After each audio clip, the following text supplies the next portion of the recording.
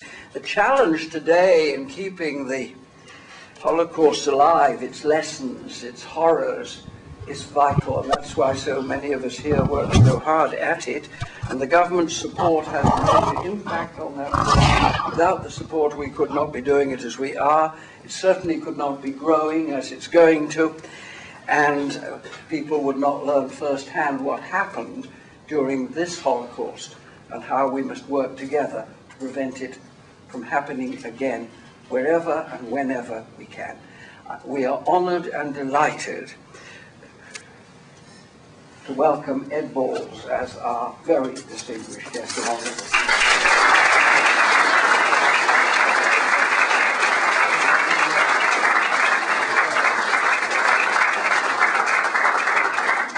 Thank you very much indeed, Greville. And Greville, you and Karen and all the supporters of the Trust must be very proud of what you've achieved. I'm very proud to hear these testimonies today and to see the scale of the work which the HET is now doing all around the country. I think I'm right in saying that from the very beginning, the Holocaust Educational Trust's mission was to make sure that embedded in our curriculum, but also in the lives of our schools, the Holocaust, the memories of the Holocaust, the lessons we have to learn from those terrible defining events of the 20th century, that was there. And you achieved that in 1991 with the requirement of the national curriculum that teaching of the Holocaust should be a mandatory requirement for every young person. And that is still there today. And I think whoever's the Secretary of State, or whichever government, now and into the future, the teaching of the Holocaust will be an essential and mandatory part of our national curriculum, and that is the right thing, and I'm absolutely committed, and I know the whole government is, that should continue to be the case. But you also, I think, saw that, I think your phrase is that seeing is better than hearing, that actually the experience of seeing firsthand the reality, or as close as you can get to the reality of what happened, and then encouraging young people to then be ambassadors into their community was a way of building upon that curriculum and that learning.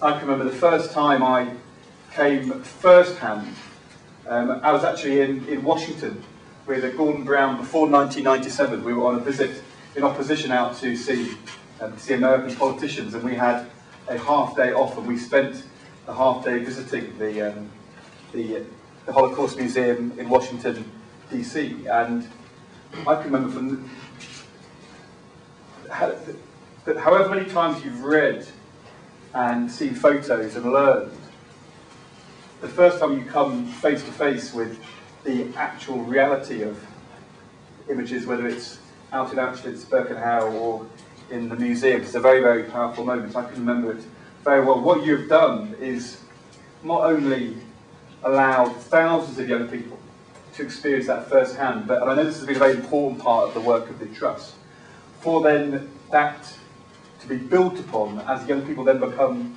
ambassadors into their communities to spread the word and spread the lesson. And what a brilliant set of ambassadors we've heard from this evening. I thought all of the university did a great job and a great piece of presentation as well. I have not been yet on an Auschwitz-Birkenau trip, but I did run a competition in my constituency across 5 secondary schools to win a prize for 2 young people to go on the trip.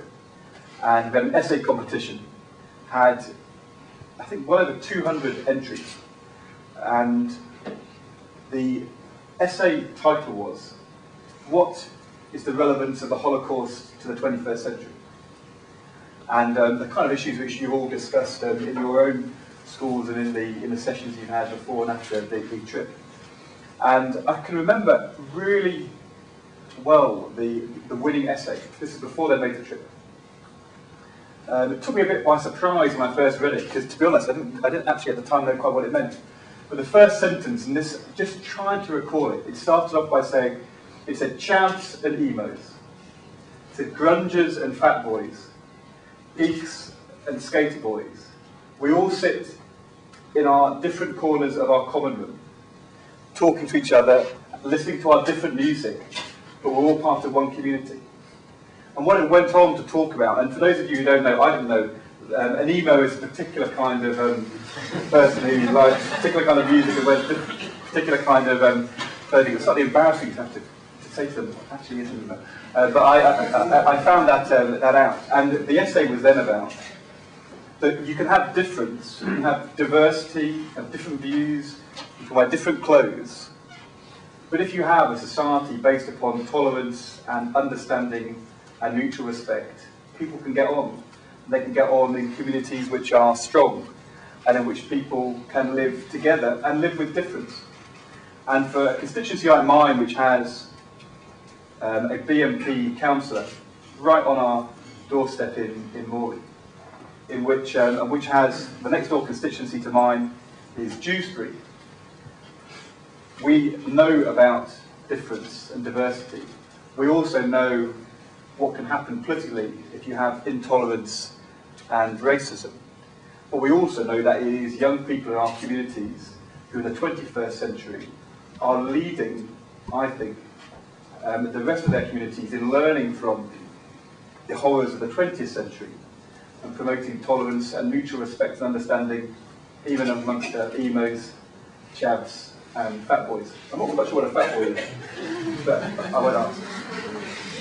And that is what has been so important about the visits and the work you do, because it's not just about remembering and seeing and being shocked, but it is about the application of those lessons into the 21st century. It is about appreciating that every generation has to face its challenges to tolerance, to acceptability, and you can be strengthened in doing so by learning the lessons of history. And that is what the HET does, and does brilliantly. We have allocated £4.65 million for the next 3 years for England. That will mean that I think so far we've paid for around 1,500 young people to visit, of the 6,000 which have gone so far. There will be thousands and thousands more, as Bill said, in every school in the country. And I know that Jim Knight, the schools minister, who's been on one of the visits, is absolutely determined to make sure that every school can get the benefit and the understanding which we've heard today from these young people. The thing which struck me listening to your presentation, and I think as you guys talked about dehumanisation, it was about dehumanisation, but the important thing was that it failed. Because despite their desire to dehumanise, we know that it was mums and dads and grandparents and aunts and uncles and children who suffered and lost their lives. But also that there are many examples of the human spirit which was able to overcome that suffering, and people here today.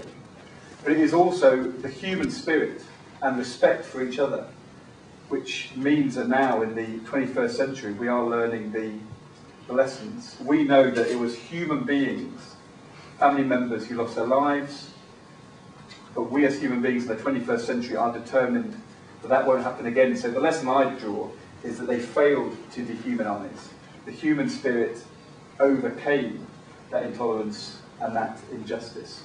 And that if we, together in the 21st century, keep reminding ourselves of what people tried to do, but also that they failed, and that the human spirit and respect and tolerance can overcome all evils, then we will, in a positive way, be learning the lessons. That is the mission of the HET.